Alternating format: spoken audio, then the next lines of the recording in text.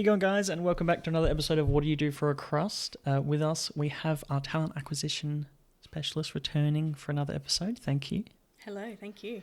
Very grateful to have you here. We had a ton of interest around your episode, so thank you very much. I think a lot of people were really quite interested in some of the answers you gave and learning a little bit more about the HR and recruitment avenue. I think a lot of people assumed it was very, you just advertise a position, there's an interview, and then that's it. I don't think a lot of individuals really understood the in-depth complexity behind it and actually finding the right applicant and where you join in that kind of avenue. So yeah, that's good. Very keen. We got a lot of questions that came back. We got a few. Some of them we won't go through because some of them are, I don't think, are fully relatable, but some are. Not to put you on the spot. If you don't want to answer it, or if it's a tricky one to answer, we'll just move on, see how we go, but cool. Just for reference. And they're pretty authentic, so we'll see how we go. So I won't say who did the question, but I'll try and read verbatim of what they've put in. So you see hundreds of crusts or resumes or CVs.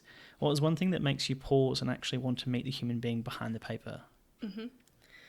I think I kind of touched on this in the last episode a little bit about what you're putting in your CV to make you stand out. And it doesn't have so much to do about, I guess, the personality in terms of what we're looking for. It's, in a sense, some of the value add that you'll add to an organisation that you have that fit. But most of the time what we're looking for are those role-specific requirements. So what we normally get people in to interview on is... Sorry, that's we might have to pause. That's our RoboVac. Oh. I haven't had this before. Oh my God. Sorry, this is really embarrassing. Just give us 2 secs. We'll be right back. All right, and we're back. I'm very sorry. We were talking about what stands out for a resume. And I know we talked about it last time a little bit, but... Yeah, and I think if you meet enough of that criteria and you provide enough value in filling that role, that's when a recruiter will generally invite you to come in for that first kind of, whether it's a phone screen or they invite you in as an agency recruiter. They tend to do it face-to-face for that first contact where they'll ask you all the qualifying questions. So that's probably something we didn't talk about the last episode is a core component of what we do in the recruitment process. Before even an interview, the recruiter generally will meet and check that the person does meet the requirements. And so if your CV has stood out and they long list you, you'll either be asked to come in, meet them in the office, meet the consultant, or they'll call you and set up a time to chat. And that's when they can kind of build that rapport and get to understand how you meet the requirements and what your background has that is relevant for the role, all those types of things. So it's not so much about the personality or the vibrancy of the CV, although it's really nice to see CVs that are unique and that showcase people's, individuality. But in the end, it can be quite black and white that you're looking for certain aspects on the CV. So I hope that answered the question. I think so. The answers are pretty fair. Absolutely. This one's, I hope this isn't offensive because it is I think it's a little crass, which I don't think is particularly fair, but you're effectively a professional matchmaker for companies. How do you handle the pressure when a match doesn't work out after 3 to 6 months? So I'm an internal recruiter. So when I recruit people for roles, they're generally in our company. So even if we have a contract with a client, they're still our employee. So we usually have inbuilt mechanisms around HR, ops, those types of parts of the business that we would be in discussion with to a degree to understand if there's any performance issues or requirements, to then work with that person who might also be our hiring manager for the role to understand if it's going to end up being vacant and to fill it or not. But in the instance where it sounds like this person is writing in for, which might be an agency where you've got a temp or a perm placement, if it's temp and the person happens to have been in that role for 3 to 6 months, I think it can be disheartening as an agency recruiter to have someone that you've placed in that you think really fits the role requirements and will, have a really good rapport with the team, etc. And then to find out that they're not doing well or something like that is sad. And it can be frustrating when you've got particular clients where this is a pattern. And I think that's more frustrating than anything. Is when it is a pattern and you're not really sure what the problem is, so that you can put someone in there that doesn't come back out. But if it's a permanent employee, I think it's still the same frustration to a degree, but when you're placing someone in a permanent role, you'd hope that that employer would be dedicated and appropriately supporting the they should be individual. doing performance reviews. There's a probation period, so there is a potential that someone could drop off within that 6-month probation period. And normally in an agency, there's TOBs that say if someone doesn't work out within 3 to 6 months, whatever the term is, we can either replace them for free or give you a credit for the placement. And so I guess in terms of matchmaking, it's not disheartening in the sense that it's personal, because it's often not. It's more just a sense of pride that you get filling the roles and trying to find the right people for employers. And it is a labour of love when you're in that space, especially if you specialise as an agency recruiter in a certain sector or industry and you've found what you think is the perfect match, so to speak, and then they don't work out. That can be disheartening, but it's not the end of the world. It's part of It part seems of a what bit we of do. an unfair expectation. If I'm being honest and I was looking at it as an employer, I think that's really unfair to expect that the individual who's supporting the recruitment, you're just going to get it right every single time. And not that you haven't got it right, but then just like people change, or it could be the environment, it could be the task, or it could be something's happening in their personal life, it could be that they're not fitting well in the team, or they're just not interested in that project, or whatever it might be. Yeah, I think the questioner may be implying that the recruiter's at fault in this scenario, and if that's the case, I don't think that's always true, because there is a accountability, to your point, from the employer or the stakeholder that you've worked in to place that person, whether they are temp or perm. Either way, we have to get a sign-off before they start in the role. So it's also your responsibility and your call to have said, yep, I'm happy to start this person. And sometimes we do get the heads up from someone that goes, oh, look, we're not 100% sure that they're the right fit. They might be missing some certain experience or something. But let's give them a crack. We'll try and give them the support. And then whether or not they work out, it's kind of up to the employer to provide that support and the recruiter to work with them to make sure that they are performing well. But there's so many factors for why people don't work out. It could be circumstantial. You don't know what's going on. The role might not align with what they want in their career anymore. Maybe the support that the employer/client saying that the employee is getting isn't actually what's happening. Because part of being an agency recruiter is that you get to often manage people if they're temp. It's called 360 recruitment, where once they're kind of in the role, you still manage them as if they're your employee, because they technically are your agency's employee. They're just working out. Whereas if you provide them to that employer or that stakeholder as a permanent employee, they become theirs. So you're not responsible for managing them after they get their contract. So it's important to distinguish that, because if someone hasn't worked out for whatever reason, that context matters as to how much it will impact the recruiter. Because if they're perm placement and they don't work out, we don't have any control over that. We just have to take what the client says. If they're a temp, not often, we're in contact with the candidate or the employee. We're often meeting with them. They do like a 30-day check-in, 90-day check-in. We do our calls, we do our follow-ups, because we also, I say we like I'm an agency recruiter, I'm not anymore, but when I was in agency, you want to keep your gross profit. So what I guess the logistics of the background of that is we charge on to the client. So say your base rate might be, this is very low, but $25 an hour. We get paid $10 on top of that per hour, for example, and depending on what sector and what desk you've got and many other factors as an agency recruiter, you can kind of decide how much that on charge is going to be, and therefore how much profit you make, and therefore how much you might be eligible for bonuses.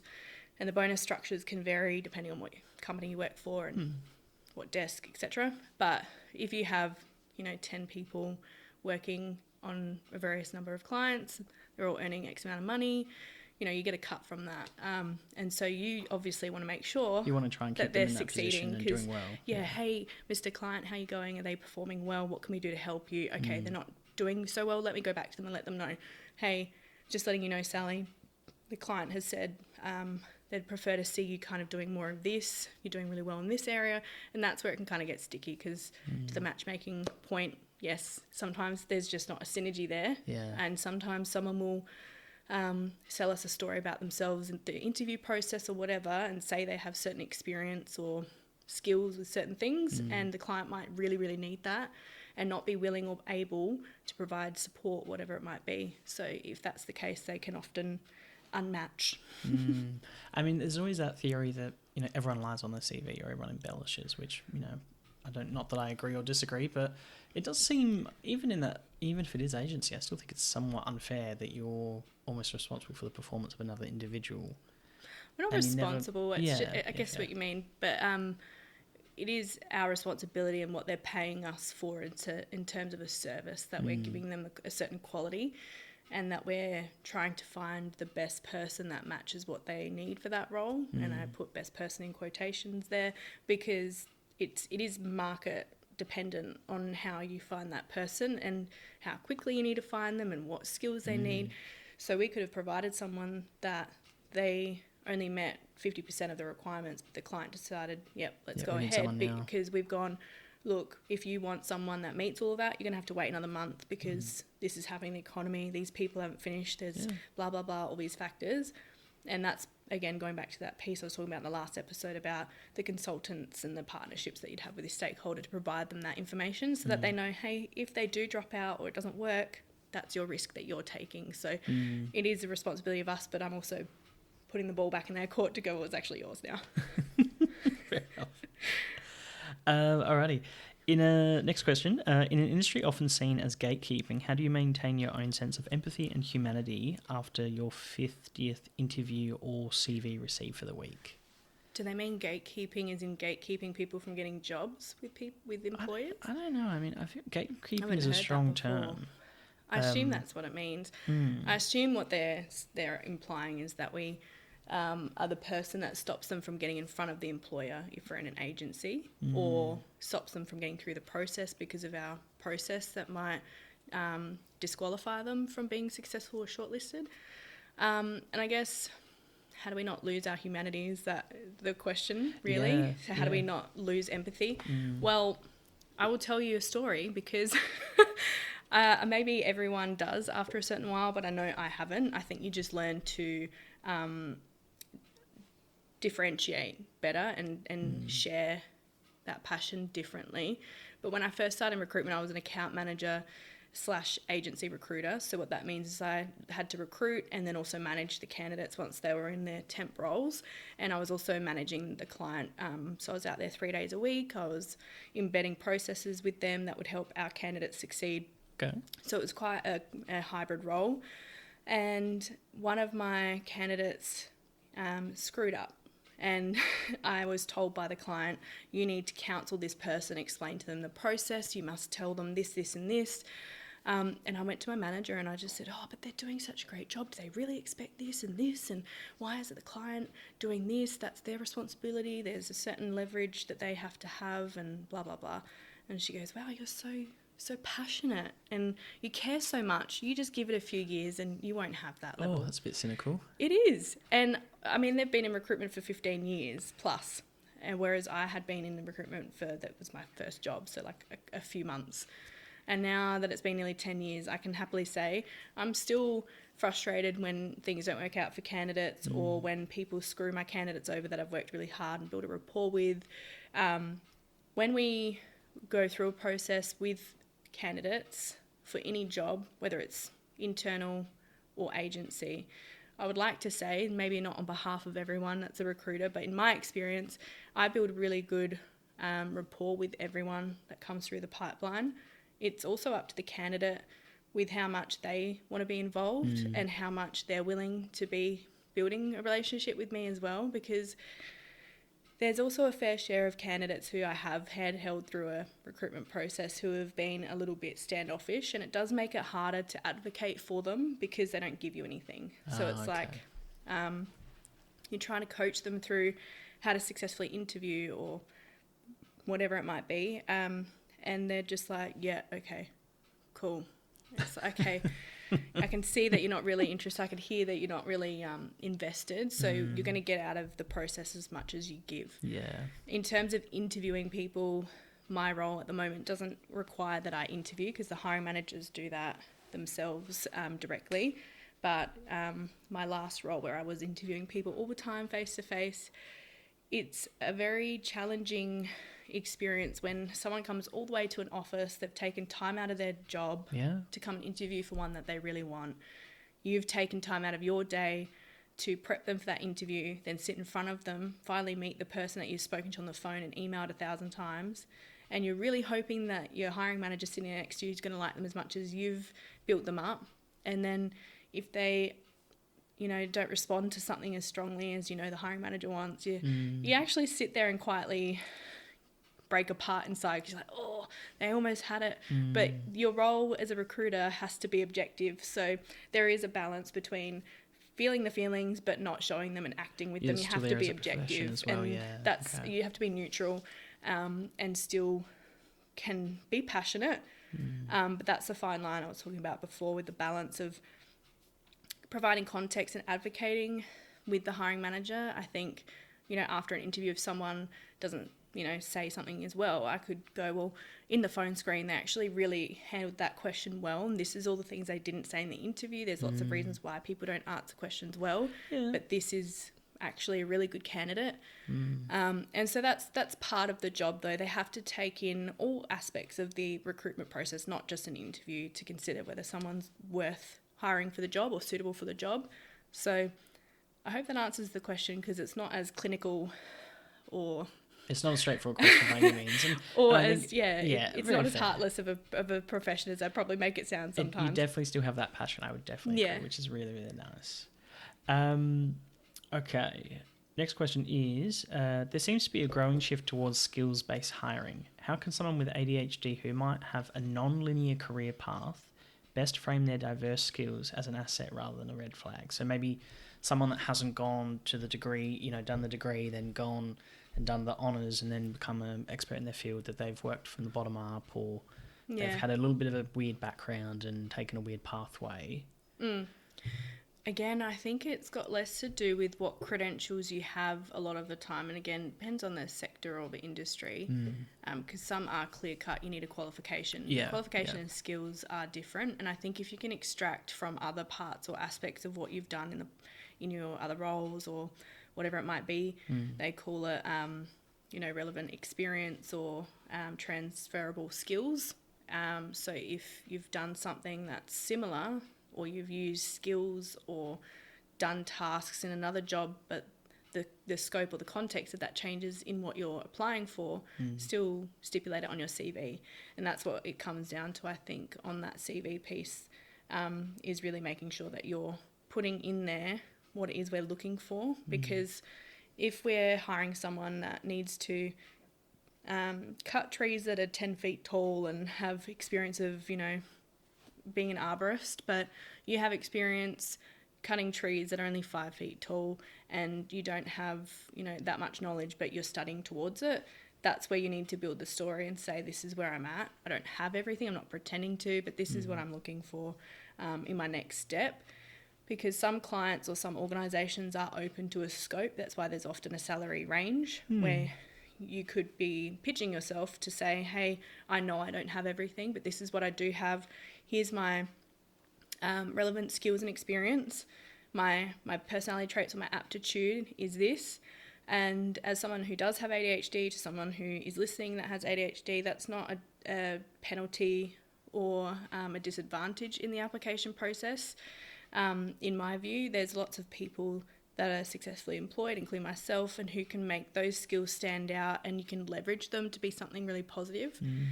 So I think if you can demonstrate that you've got relevant skills and you're willing to learn, or that you're on the pathway to learn and this is how you're going to do it, that's what makes the difference. Because I have, job jumped, I guess, according to some people. I've had the average employment time of probably a year and a half over the last 10 years in recruitment, and here's why. It's because I like the variety. I like to get experience. I like, as an ADHD person, having big goals. Lots of clear objectives, a challenge, but not too challenging that I'm never going to achieve anything, because then I'm not going to be driven.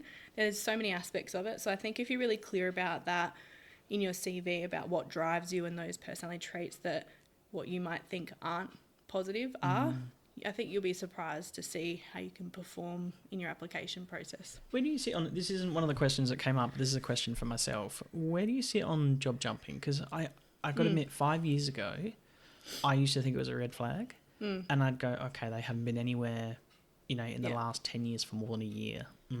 That's a bit of a concern.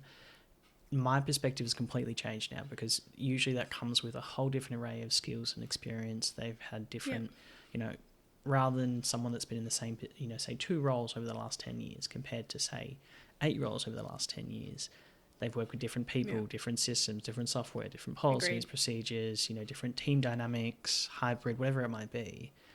I was so wrong to judge those individuals, and generally regret it, because I was going, well, there must be something wrong with them, or maybe they were just difficult to work with, or they didn't fit well in with people and that kind of thing. And I think it was a huge misinterpretation for myself. Yeah. Where do you sit on job jumping?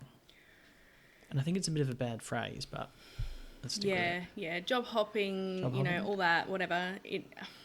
Personally, I don't even give it a second thought. When I'm looking at a CV, and if someone's been in a job like every year or two, to me, if they can demonstrate that they've got the skills and what we're looking for in a role, then I care more about their whole story and what they can offer and their motivators for this role than I do about why they left other roles. Sorry. Oh, and we're back. I'm very sorry for the technical difficulties. We were talking about job jumping or job hopping.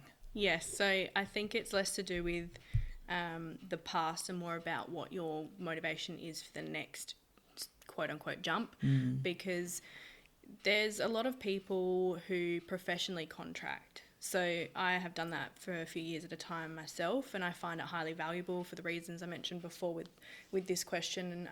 I, for the lack of a better term, get off on really fast-paced, challenging, high-volume projects and something different. So if my brain's learning something new and I can use my skills to solve a problem for someone else, I'm like, tick, tick, tick, I'm great. So that's why I really like contract work, and I've done that before, and people go, oh, but you've been in a job for 9 months and you went to another job. But honestly, no one's ever questioned it when I've gone for jobs, and I work in the recruitment industry. And I think if your motivation for the next job is, hey, I have been working in a lot of roles over the last 10 years, and this is the broad reason why, and what I'm looking to do as next steps is settle down, blah, blah, blah, whatever it might be, then that's the story that you're telling, and that's your experience that you're kind of applying to that. But I think it would be silly of any recruiter to sit down and go, oh, this person's just going to jump around, because we don't know why that is. And most of the time, I don't really ask, oh, I can see you've jumped around in lots of jobs, why is that? I'll normally just say, you've got lots of different experiences here. Can you tell me what is a motivator for you? And, are you looking for something permanent? Are you looking for something short term? Those types of questions. And you can generally see if someone's kind of BSing you a little bit to get the job, or if their genuine motivation is something else.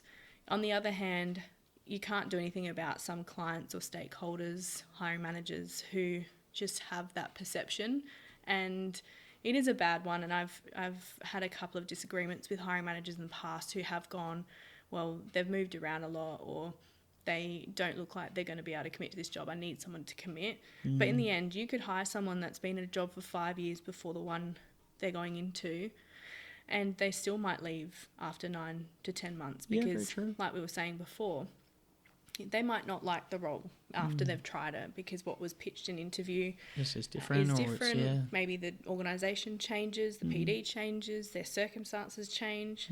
Some people like the flexibility of having temp work so they don't screw a permanent employer over while they've got kids, or they like to travel. I've spoken to lots of people who have travelled for most of their life, or they've been set down for most of their life and now looking for a career change where they can travel because their kids are older or they're in high school, so everything's less demanding for them at home. So I think it would be silly for us to blanket rule everyone who's job hopped everywhere is crap and we shouldn't give them a second look. And I'm sure there are people out there that do, but I personally don't. because it's about the whole story. And if Yeah, you're not very doing your fair. job by asking those questions, you're just going to make assumptions. It's a very good HR response from me, I've got to admit. And I predict that it's going to continue. I think, job hopping, job jumping, whatever you want to call it, I think it's going to be something that's going to be much more prominent moving forward. I always remember talking to a fellow years and years ago when I sort of, very much joined the workforce, and he was of the opinion, like, once you get to 5 years in a role, like, you should change because you're learning and you think more. 5 years in a row, it back to front, left to right, right to left, whatever. Yep. And unless the role actually changes or its flexibility and you're not there's learning differences. anything else. Are you learning anything else? Yeah. But that's okay for some people. And they might not want to. They might That's just be fair. like, hey, I want to be in a job where it's going to take me through to retirement or my kid to a certain age so I can stop working to pay the freaking school fees or whatever. Like, we don't know. There's just so many factors. That's very fair. Humans are humans. That's why we're in the business of people. I mean, I think that's the enjoyment of people, is that, no two are the same, and there's a lot of different complexities there that we just unpack. I know this is a left field question, so apologies. I know sort of a real personal interest is for yourself around mums returning to the workforce. Is there still a bad stigma around that? I know, 20 years ago, it was like, oh, well, they've been out of the workforce for 2 years, 5 years, they've lost touch, or they're not up with, the modern day, It can be. whatever the practices are, all those kind of things, which I don't agree with. When I first left uni, I was a team leader for a mental health organisation in the southeast, and a terrific experience, I got to say. And one of the best hires that I've ever done was a mum who'd been out of the workforce for 8 years. She had twins, wanted to be involved in their lives, wanted to, enjoy the real important years of their upbringing, all that kind of thing. Fantastic. I think we were like the 10th place that she went to. And I was a bit offended we weren't the first, but still the best hire that I've ever had. She could multitask, she could problem solve. There was nothing too difficult or complex. I bet you she was emotionally regulated as fuck too. Yeah. Twins. She definitely was. And she needed to be being in mental health. And not that I agree with this particular action, but she said yes to everything. And not that I'd ever ask her anything unprofessional or out of her job description, but she was it was almost like, because she hadn't been working for 8 years, she then was like, okay, I've got 8 years I want to bloody catch up on. Yeah. So she was doing the work of 3 people, and her learning curve was incredible, because I think, and she was just really fun to be around, and she was a good team member. It was, I still think about her constantly, because she was a very, very good staff member, and just one of those jams that you go, damn, I wish I had 50 of you and we could just take on the world. Yeah. Well, it's about intrinsic motivation, isn't it? I think it has less to do with, the past, like I was saying, but more about what your motivation is to keep you going. Because if anything around that context changes, then you're obviously not going to be as driven. But she was obviously getting what she needed out of the employer and out of that job, that she didn't need to look elsewhere or move on. And I think regardless of whether it's maternity leave or, a long semi-retirement, or you've just taken a freaking 5-year Euro gap year or something, good on you. Very fair. There's so many different reasons for it, but especially if it's a mum, we should not be disadvantaging them, because as someone who has come back from my first round of mat leave and lost the job that I was really keen and building myself up for 3 years, I lost out on that opportunity. It's really disheartening, and I spent the better part of the last 2-3 years building myself back up and building other skills to position myself now for potentially on the trajectory to go back to where I was hoping to go. And I've come back from my second mat leave, and chalk and cheese experiences. So that's why I think it's all about the employer and what they require from the role, and whether the person's motivated to be doing what's in it, and how they're set up for success when they come back, particularly mothers. I don't think we should be expecting them to come and hit the ground running all the time. Definitely don't think that's people fair, with general well, I mean, time you off. go away for 2 weeks, and you're like, oh, I need a week to get back in the swing of things, or oh god, I have to be at work at 7. Geez, I'm not used to this. Whatever it might be. Yeah. Do you hear? Because I ask you this because you might know this better than I do. Not for specific jobs or industries, but if someone goes on, say, maternity leave, and they go for, say, an extended avenue, say it's a year or 2 years, do you ever hear of stories of the jobs then slightly changed and it's not the same as when they left? And I never understand how that's possible. Yeah, so that happened to me, and I was only on leave for 8 or 9 months. And it's because there was a restructure that happened in the larger team, the TA team. And so the person who was covering my role was promoted into the role that I was then going to come back into. But when I came back, I said I wanted to be part-time instead of, I want to be 3 days instead of 4 days. And the role couldn't be done in 3 days, but they didn't explicitly say, we can't do that because that role really demands a bit more. I only wanted to do it for a couple of months because I had postpartum depression and other things that I wanted to navigate. So I was like, if they had told me that, I would have considered differently what my next steps were. So I think those discussions are really important, and how we support women and people back into the workforce in general. But I don't think we need to read too much into those gaps either, because it's more about what people are doing to keep motivated and performing in their roles. And if the employer is doing their job by providing them those transition days back to work and checking in and giving them those upskill training modules that they should be doing, all those things, then, 2 years, 9 months off from the job and the whole job scope changing, you can either go, hey, this is the job now, here's how we're going to support you in the development plan to do that, or here's another role that's available for you, which one is it? And then that kind of stems into a HR kind of retrenchment thing if it's a formal dissolvement of a role. But I think it's something crazy like 60% of women returning from maternity leave experience job loss, or experience significant changes to their job to the point where they often leave. So I was the latter, because I was like, well, I'm not enjoying this, and what you've given me as an alternative is crap.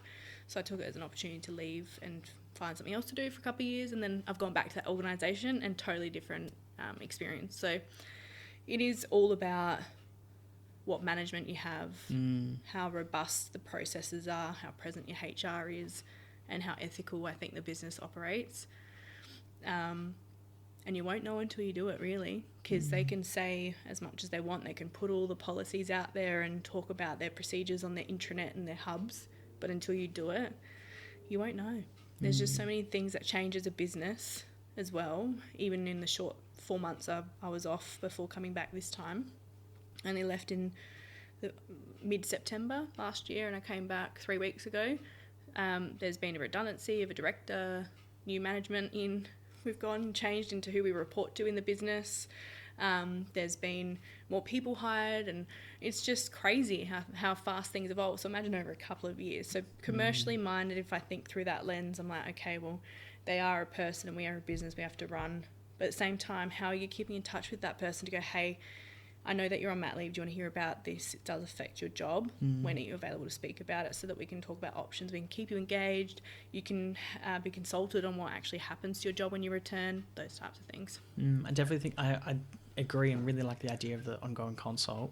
Yes, they're on maternity leave, and it doesn't mean you have to call them once a week. But it might be just an email. Hey, if you do want to know an update, let us know. We might quickly try and do a phone call, or we'll send you a summary email. So if you want it in writing, whatever it might be, it goes a long way for them to be prepared for what the changes might be. And I don't know how that works with the legalities now of being on leave, or managers not contacting you out of hours and stuff now, and how that's not allowed. But I personally said to my manager, look, things are in a weird state right now in the team, and I'd rather come back knowing what's going to happen, what you're walking rather into, than be completely blindsided again and just be like, why did I come back? Because it will influence my decision of what I do next, whether that's take longer on mat leave or try and find another job or whatever it is. So I think it's also about being transparent as an employee in any case, if you're coming back to work after time off, or if you're being rehired or hired completely off the back of not being employed for a long time, you could also be transparent about that. And I think most recruiters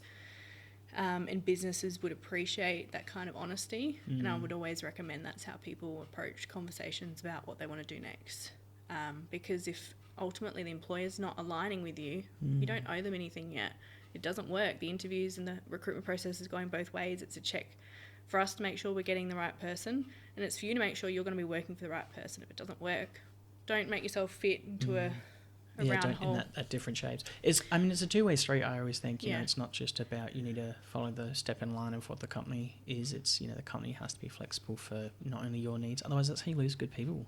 There's heaps of old school employers out there and recruitment processes out there where they go, we need you in the office 5 days a week, or we need XYZ from you. If you can't do it, then too bad. And it's like, okay, well, it is too bad. You can use my talent somewhere else. I'll go somewhere else and be paid the same or better somewhere else and not have to deal with a toxic workplace. So. I do think flexibility in workplace and in work parameters, flexibility in general, I think is much more of a priority these days. It is.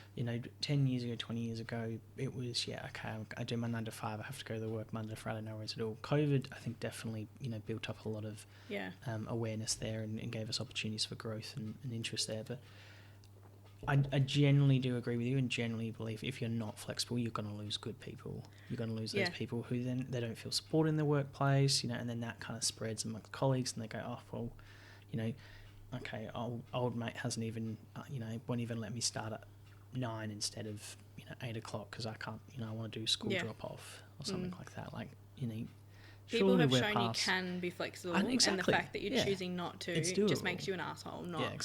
Not having strong values in the business. I have seen some organisations, particularly in the private sector, where they'll give quite a lot of autonomy and flexibility to upper management or seniors, but then they won't for, say, entry level staff. And you're like, well, hang on, what's the difference there? Like, why are they getting additional perks, and why isn't that a general policy for all staff members? Yeah. Or the CEO comes in twice a week, and you're like, well, yeah, surely that person should be coming in every day of the week. That's, they argue the most important role in the most removed from operational daily requirements or what's going on, so they should be in with the people more often than not. Right. But it's a hard one. I think flexibility is definitely like the top thing that people are wanting at the moment for any role. We were talking about it before, and I'm sorry to sort of sidestep and sidetrack. What's your opinion in general on AI? I'm starting to, sorry, kicking you under the table. I'm starting to sort of ask guests this, I think, in general, because, it's quite a prominent topic. Everyone has a different bit of an opinion, and it is, I don't know enough about it, I won't lie. But I'd love to get your perspective on, do you think it's positive? Do you think it's negative? Do you think it can help workplaces, hinder? In general, or from an applicant point of view? Well, let's go both. Okay. Sure. From an applicant point of view, I think it can help streamline all of the manual work that you have to do if you're applying for lots of jobs. So a lot of people use it to rewrite their CVs. So I, for example, am very comprehensive, as you can probably tell from the podcast. I like to give it a lot of context around things that I do. So my CV was like 5 pages long, and I thought, Cass, no one is going to read this. I really need to drill this down. So I put as much of the information as I could, like a brain dump in there, all the stats, all the things that I mentioned in the last podcast that you should be putting in your CV to kind of make you stand out, and that would highlight what it is that I'm actually going to be doing well in the job. And I told, ChatGPT to keep everything except remove anything that was kind of duplicated or repetitive, and to just shorten sentences, so to keep the substance there. And it kind of cut my CV up to 3 pages. And I think if you're then going through and rereading your CV and changing parts that don't sound like you because it's been changed, or if there's something that's been rewritten by AI, I would be making sure that that's all correct. But there's no harm in using it. And I think from an employer perspective and a recruitment perspective, you can tell sometimes when people are writing things with AI, especially if, you've got screening questions and, you have to write that in when you apply. And, it's just, you can tell that they've gone, this is the question, what should I respond? You should be putting in there your ideas and saying, make this sound more succinct, or I had to write it in 250 words, so here's my verbal, diarrhea, but make it into 250 words. That's a clever way to use AI. But I would highly discourage people from, asking the interview questions or answering any kind of questions wholly with AI, because it kind of demonstrates that you're not savvy, you're just lazy, and you're not skilled or experienced in what you're saying you are if you're applying. You're so right. I did an interview October last year. So I was hosting the interview. I was a chair on a panel, and it was for someone that was travelling, no worries at all. They were based, for the role, so no problem at all. But they were on holiday, okay, no worries at all. We sent them the questions 15 minutes before, and they had so clearly copy and pasted in AI. The questions, the answers to the questions were, one, so technical. They were so impersonal, and they were like really blunt and dry. And there was just no authenticity. You know, you could just tell instantly. You could just tell because there was no like contemplation of the answer. I guess it was just so like analytical, and you're just like, oh Yeah. no. And the person was doing really, really well. And we got to the last 3 questions, and clearly they'd run out of time, so it looked like they just quickly put it in AI, would be my guess. So they answered the first 3 questions. I think it was 8 questions, and they answered the first 4 really, really well, and really authentic and honest, and, oh yeah, based on this experience, I've done this, and, oh yeah, I had to problem solve in that, whatever it was. And then, yeah, I think it was the last 2 or 3, and you're just like, no, you've just ruined your interview. And it was so clear. I didn't think it would be, but it was. It was so clear. And even if that person was like, actually, I'm not too sure how to answer this, but this is the kind of thing that I was thinking, like that would have been a more of a positive response than... Always. Yeah. Yeah.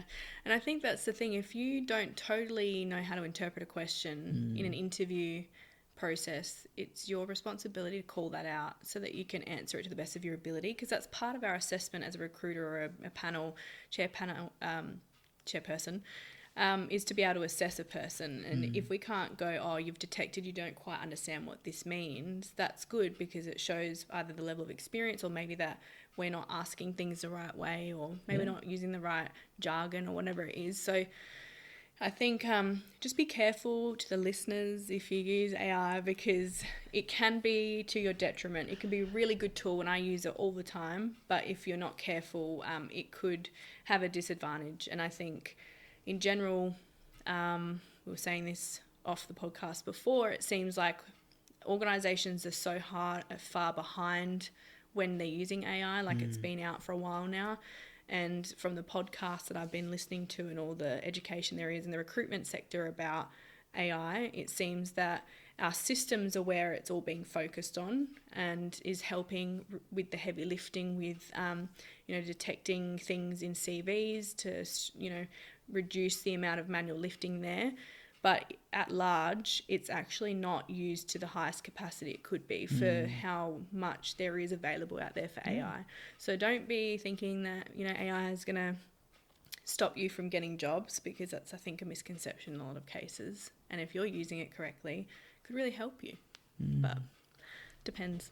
I mean, I'm all for getting ahead and making things easier and making things more efficient, absolutely. But if it's at the cost of then authenticity, or if it's individuals not having free thought or just having full investment in it, it feels like they half-ass it, and then you're like I'm really glad I asked you that, because it sounds like you've really you've educated yourself on, particularly in the podcast and all the readings and such that you've been doing. Well, definitely know more about than I do. It's so prevalent out there, like all you hear about is freaking AI. That's why I'm asking. You can't bury your head in the sand anymore and think it's not going to happen.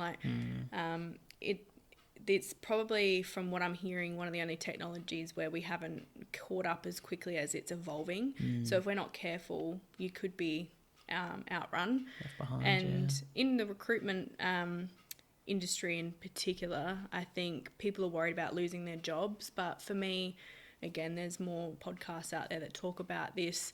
But I tend to agree with the thought that it's a people-focused job. And regardless of how much culling AI can do with the CVs, they're not always going to be correct. So there always needs to be someone to fact check that. And there's so many human elements of recruitment. And yes, you can automate to the cows come home, and you can create assessments that will knock people out, but you still rely on that rapport building and storytelling and knowing who people are and what motivates them, which all comes from being a human and having those human interactions. So I think, if anything, people will be more specialised and need to be more innovative and creative and be educated by using AI. So if you're someone who's in recruitment or aspiring to be in recruitment, then that would be my take-home message about AI, is just to be educated.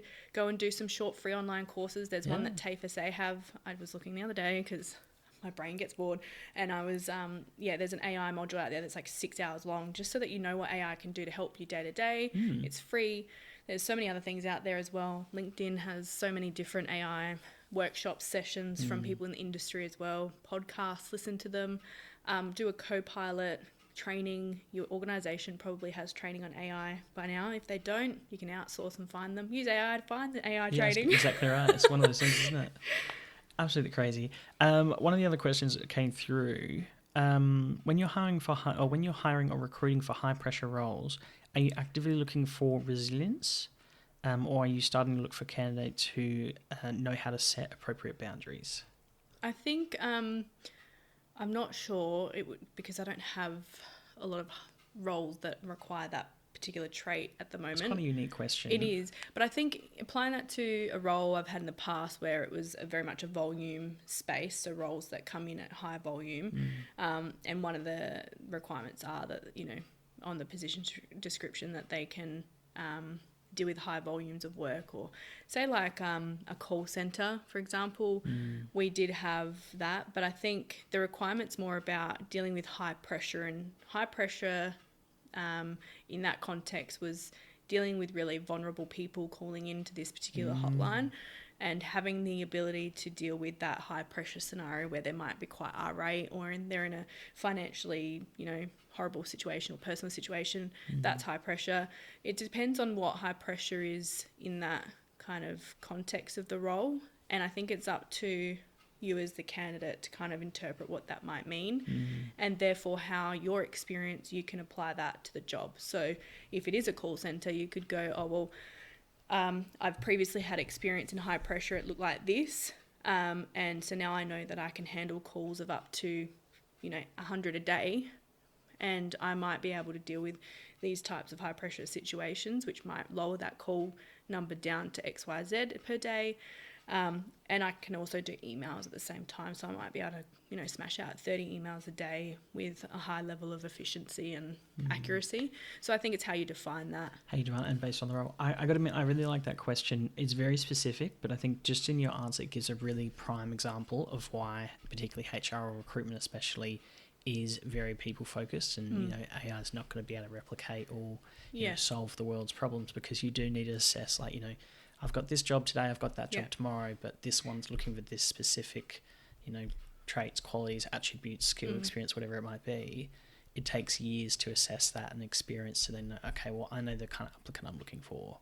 Or I know who's going to be suitable, who's got, you know, who showed a really good calm nature or confidence that's going to have to come with this leadership role or whatever it might be. I think it's a really good example of what we were talking about just before. Yeah.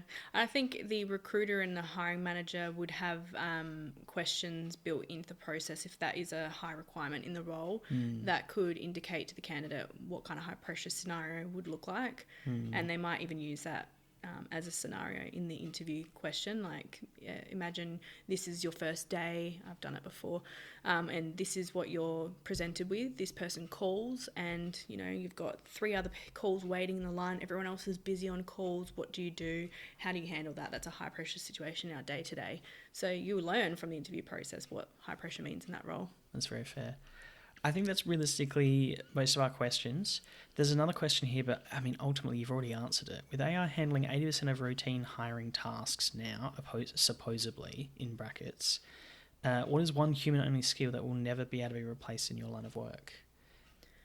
And I mean, you have really already touched on that, to be honest. Yeah, but I think 80% is like very inaccurate. I mean, it says supposedly in brackets, and I think 80% is definitely a stretch. I don't think in reality a lot of organisations are there yet. Like I've still worked with organisations in the last 2 years that are still working out of spreadsheets. So tell me how that's maximising AI. Yeah, exactly. There's still people in government who are using like, you know, manual assessment tools to read through cover letters manually. Like that's why you're not going to lose people in the recruitment industry. If anything, it means that our roles might change slightly, and we'll be more focused on utilising those technology enhanced AI features to make things more streamlined and accessible for people. So embedding better practices within our processes that are easier to assess, you know, evaluate, you can score better, and all at the touch of a button. There's better automations that keep candidates engaged, and that's what you ideally want, rather than people, you know, writing a manual email saying thank you for your application, which some organisations still do. That's the 80% that I think we need to be thinking about. It's not the 80% of like, oh, they're rejecting candidates and they're not talking to candidates, because that all still needs to ideally happen with a person. There's chatbots and things that have come out now that do phone screen equivalent questions, so pre-screening, but it still requires a recruiter like myself to jump on the pre-program those phone, and understand, you know, to and read them align exactly what it is. and I know then there's like evaluate them. scheduling AI Yeah. and stuff like that to schedule Interview interviews. which is such a manual task. Have you ever had to It's a book an pain in the interview ass. with 3 panelists and a candidate who Yeah. only wants to be available after 4 o'clock on certain days, but your chair is an executive director and they're not available because they're traveling and they've got meetings back to back? Like, there's so many variables. Yes, I will happily not have to schedule an interview if the experience is better for the candidate and it's more streamlined for everyone involved, and the interview can happen faster, and I can focus then on going and finding the right candidate and talking to that candidate about the job and upskilling them and getting them ready for an interview so they can be successful, rather than wasting time writing interview questions or finding an interview slot. That's impossible. And it's very fair. I was talking to a colleague of mine last week, and his daughter is literally has just created her first resume, and she's been printing it off and hand dropping it to like places she wants to work around, like kind of the suburbs where they live. They won't accept it. I honestly didn't ask, but I was like, I remember doing that. Like, good on her. I did that rather too. Rather than just sending them through via email, like actually physically going and giving them a piece of paper. Hi, I'm such and such. I'd love to work here. I'm really motivated. Yeah. You know, I don't know if that still a thing? It can be, but normally for more of a chicken shop type job or something like that, where they do require someone that's like walking distance in the local community, or they're kind of like a family-based business where they don't have the tools to be able to receive applications online. They don't have a robust technology or system, platform, ATS, whatever, to assess and create a recruitment process. They might not even get enough jobs to warrant hiring anyone. So yeah, they might go, let's slap a sign on the door and let people come in. But I'd say probably 9 times out of 10 nowadays, you'd get people say, sorry, we don't accept applications here. We need you to do it online so that it's fair for everybody. That's the main reason. But also so that they can make sure that they do have your details accessible, and that some random dude behind the bar isn't going to just chuck it in the bin because he doesn't know who Sally Wingfield is or something. So I think it's also beneficial to do it online, and often there's no jobs. So when you're going in and you're handing your CV in, it's just giving paper to the bin, because they might not have a vacancy. And what do they do when they do have a vacancy? They go straight to Seek and put an ad up, or they put a sign on the door, and they forget all about that CV. In most cases, not all. Again, being generalist, but that's my personal experience as someone who, when I first got my first ever job, I went around, gave my CV to Woolies and to Coles and wherever, and never heard a peep, but I applied online and I got that job. So I think it's just the way of the world now, and it's makes it more accessible, makes it fair because everyone's going through the same process. But yeah, if you do want to do it that way, go for it. We were chatting about this before recording. Particularly for us, we're in South Australia at the moment. The SA is a small place. Everyone knows everyone, and it's very easy to sort of link in with, like, oh, we've got a position open here. Like, oh yeah, I know someone who'd be great in that job, and all those kind of things. And obviously that can get really tricky, particularly when it comes to close relationships or family, as an example. I have the opinion that we're starting to get away from the internal recruitment, the internal informal recruitment of, I know someone who'd be great for this job. They do a quick meet and greet informally at a coffee shop. They talk, they have a handshake. No, so you've got the job. I think that was more 20 years ago now. I think things are much more formal, and equal opportunity has to be. I think they have to be now. Those kind of things. Yeah. Well, what's your opinion of that in general, I guess, around being in a small, not that we're a small community, but that everyone knows everyone, and Yeah, it still happens.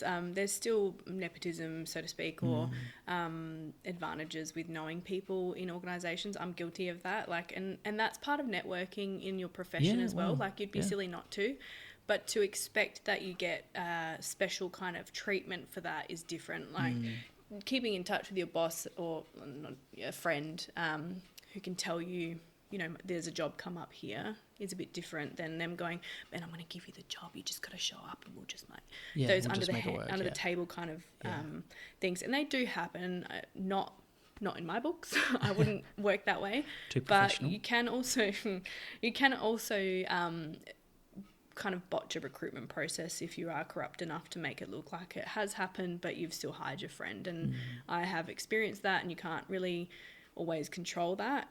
In organisations where there's no process built around identifying conflict of interest or upholding people when there is a conflict of interest, and you can advocate as a recruiter and still give that advice of, hey, I know that they're known to you, maybe that's why your ideas are skewed around this person. I actually think there's a better candidate who ticks the boxes. Or it might be that, hey, actually I'm really glad you brought this person to us, they really do meet all the requirements, like good on you. But that should still be documented the right way. There's still normally a conflict of interest process.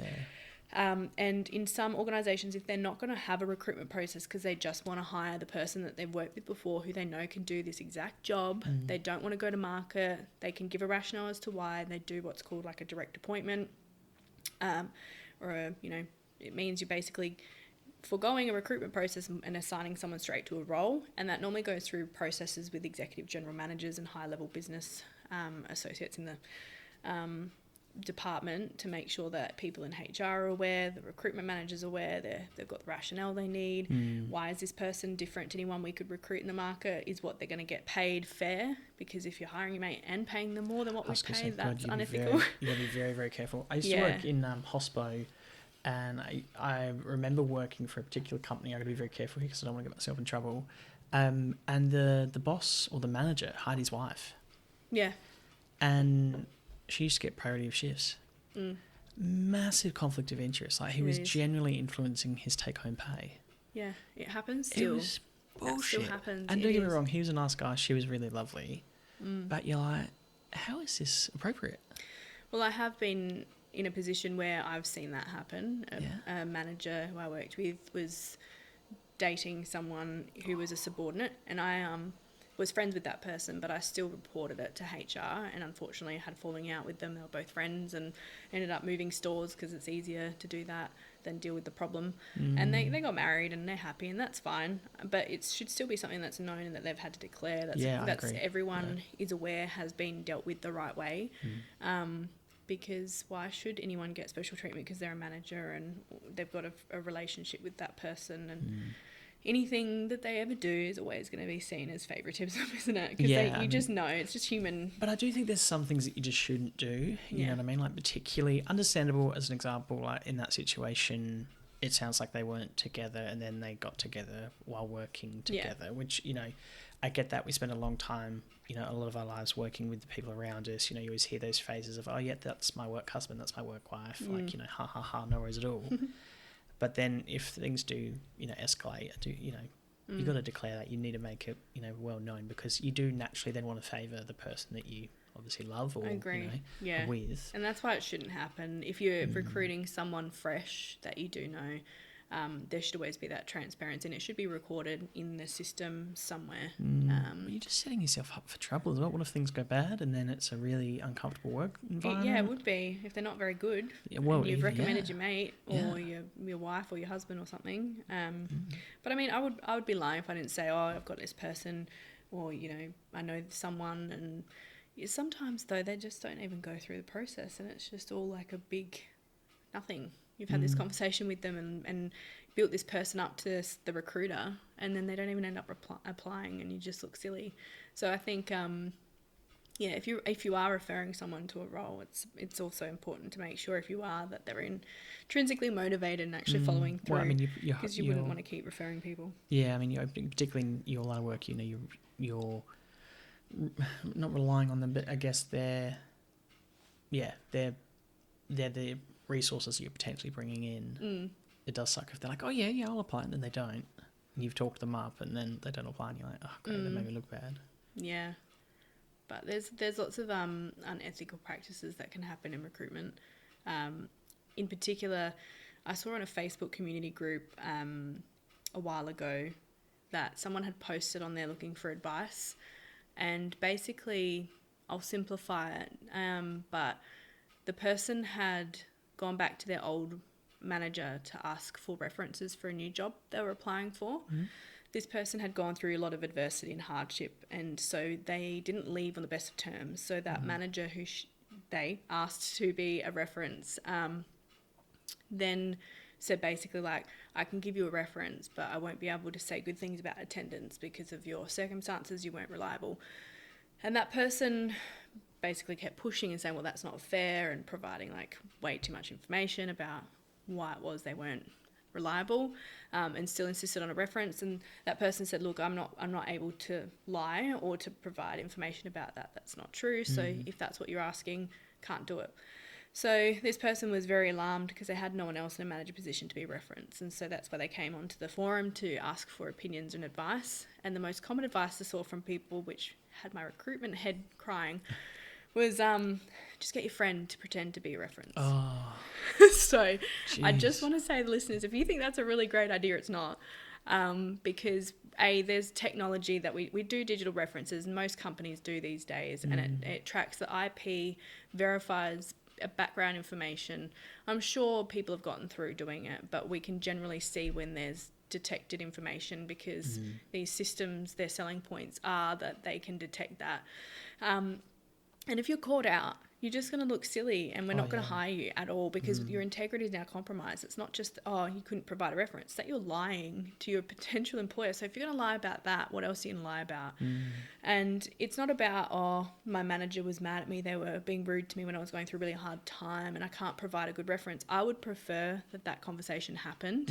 And I have had that conversation with people I've applied to work with, and I don't have that particular manager reference because we didn't see eye to eye, and that's not a bad thing. That happens. I think we just have to acknowledge it and be transparent. But the ethical thing to do is to have that conversation with someone who's potentially hiring you and say, what are my options here? This is the reason why. And in some situations, there's processes where you can get approvals for references if they don't meet the requirements or the criteria. And it's not favouritising, because it could be still a relevant reference that speaks to the requirements of the role and can validate that. It might just be that it's not a manager, or the manager that reference is from outside the period of time that they're looking for. Yeah. So it still can speak to those things. And I think that's what the human aspect is. Even with AI, it goes back to those things where we can compromise, because a computer won't. It'll go, this is the criterion, and get rid of really good talent. But what's to say that just because that person went through something really hard and they weren't able to maintain good reliability for a while because they had to cancel shifts for whatever reason, that they aren't hireable now, and they've got their things in order and things are going well. 100%. It could be something. That could be their whole new career. It could be they were going through some medical concerns and then some time off. You never know the full situation, so I don't think it's fair. I respect the previous manager for being honest about the reference that they give. Because I have seen some individuals, and I have done some reference checks for people, and they've been not nice references. And you're assuming if someone's going to be a reference, the intention is they're going to talk you up. That's absolutely, let's not lie.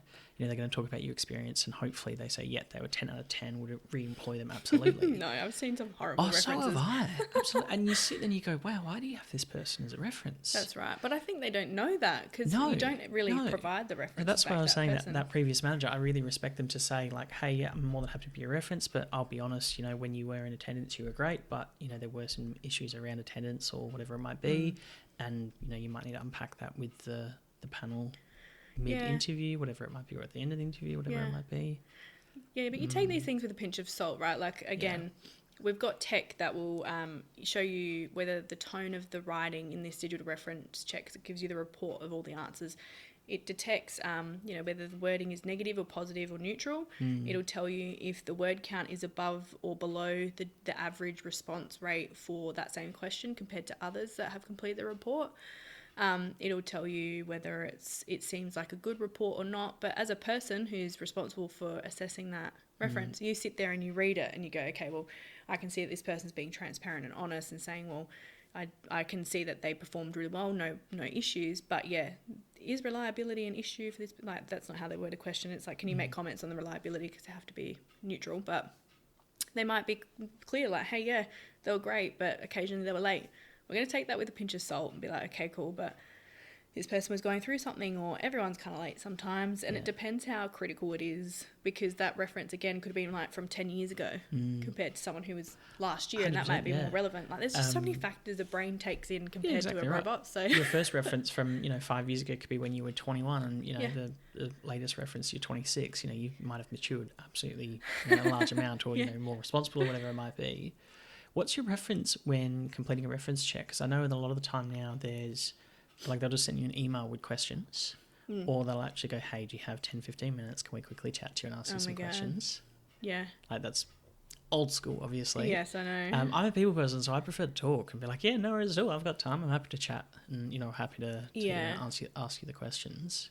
I think in situations where there's normally an issue that needs to be discussed but could be misinterpreted in writing is when people will opt to have a phone call. So if you're still doing reference checks over the phone, get with the times. There's so much more efficient ways to do it. And I think it's a time waster and such a detriment to the recruitment process because it delays how quickly you can get to hire.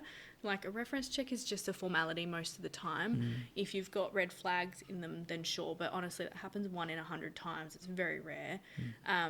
And so most of the time, if you're doing a phone reference, it's because the person wants to spend the time to... Oh. Sorry, we're back to recording. Apologies. We're having all the tech issues and all the interruptions this episode and the last episode as well. I'm so sorry. And it really interrupted you, so I do apologise. But we're talking about recruitment strategies and reference checks particularly. Yeah. And you were saying if they're still doing phone reference checks, get with the times. Yes.